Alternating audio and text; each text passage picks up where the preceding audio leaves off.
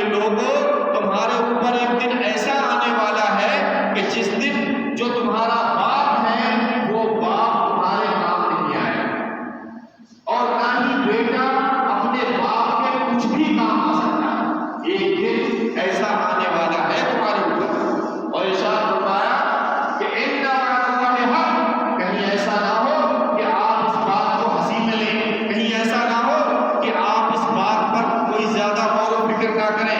اللہ وحدہ لا شریک نے کہا کہ ان وعد اللہ حق، کہ یقین جانو تمہارے رب کا وعدہ سچا ہے، یعنی یہ بات جھوٹی نہیں ہو سکتی۔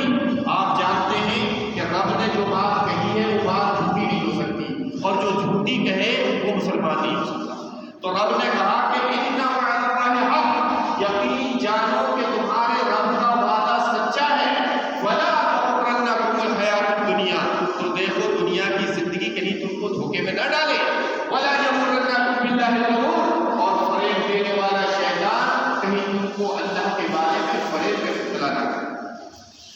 نبی کریم صلی اللہ علیہ وسلم نے سب سے پہلی جو دعوت اپنے خاندان والوں کو دی اس آیت میں اترنے کے بعد کہ وَأَنذِرْ عَشِيرَتَكَ الْأَقْرَبِينَ، ارشاد فرمایا اللہ وحدہ لا شریک نے کہ اے محمد صلی اللہ علیہ وسلم اپنے قریبی رشتہ داروں کو ڈر سناؤ، یعنی جو تمہارے قریبی رشتہ دار ہیں ان کو ڈر سناؤ۔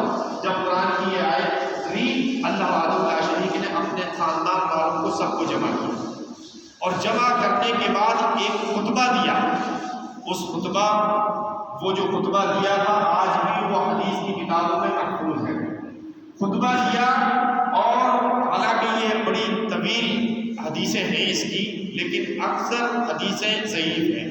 جو صحیح حدیث سے جو ملتی ہیں، جو ٹکڑا ملتا ہے وہ میں آپ کے سامنے بیان کر رہا ہوں کہ نبی کریم صلی اللہ علیہ وسلم نے جب آپ نے سب خاندان والوں کو جمع کیا، اور جمع کرنے کے بعد ان کو مخاطب کیا، اور جو پہلا خطاب تھا وہ خطاب اس طرح سے تھا کہ آپ صلی اللہ علیہ وسلم نے کہا کہ واللہ، اللہ کی قسم، انی رسول اللہ علیکم خاصہ، کہ اے لوگوں، اپنے خاندان والوں سے کہا کہ واللہ، اللہ کی قسم ہے۔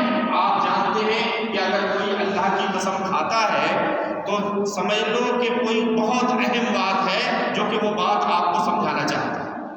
جب کوئی قسم کھاتا ہے، اور اگر ہمارے نبی صلی اللہ علیہ وسلم قسم کھا لیں کسی بات پر، تو کم از کم ان مومنوں کو تو چاہیے کہ اس بات پر غور و فکر کریں، اس بات پر دھیان دیں، اس بات پر غور و فکر کریں، اس بات کو اپنے دل میں بٹھا لیں۔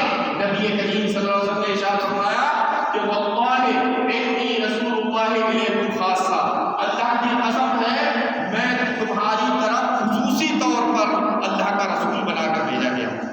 وَإِلَى النَّاسِ كَافَّةً، اور جو باقی لوگ ہیں ان کی طرف عمومی طور پر میں اللہ کا رسول بنا کر بھیجا گیا۔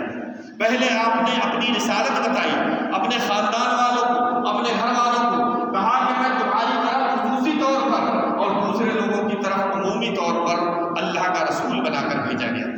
پھر آپ صلی اللہ علیہ وسلم نے پھر اللہ کی قسم کھائی، کہا واللہ لا تموتن کما تنامون، اللہ کی قسم ہے تم جس طرح سے سوتے ہو ایک دن اسی طرح سے مر جاؤ۔ تمہارے مرنے کا انداز، مرنے کا طریقہ کوئی دوسرا نہیں ہوگا، وہی طریقہ ہوگا جس کا مشاہدہ آپ ڈیلی کرتے ہیں، اور کبھی کبھی کئی بار کرتے ہیں۔ کہا واللہ لا تموتن کما تنامون، اللہ کی قسم ہے تم جس طرح سے سوتے ہو ایک دن اسی طرح سے مر جاؤ گے۔ جب آدمی سوتا ہے تو اس کی کیفیت کیا ہوتی ہے، اس کی حالت کیا ہوتی ہے، اس کو کچھ پتہ نہیں ہوتا، سب کچھ بھول جاتا ہے، سب کچھ بھول جاتا ہے، کچھ معلوم نہیں ہوتا ہے۔ اس میں اور اس دنیا سے جانے میں کوئی زیادہ فرق نہیں، اس میں سانسیں پلٹ کر واپس آ جاتی ہیں، اس میں سانسیں بھول جاتا ہے انسان۔ جب سانسیں غائب ہو جاتی ہیں، نہیں آتی ہیں، آدمی اس دنیا سے چلا جاتا ہے۔ نبی کریم صلی اللہ علیہ وسلم نے اسی بات کو کہا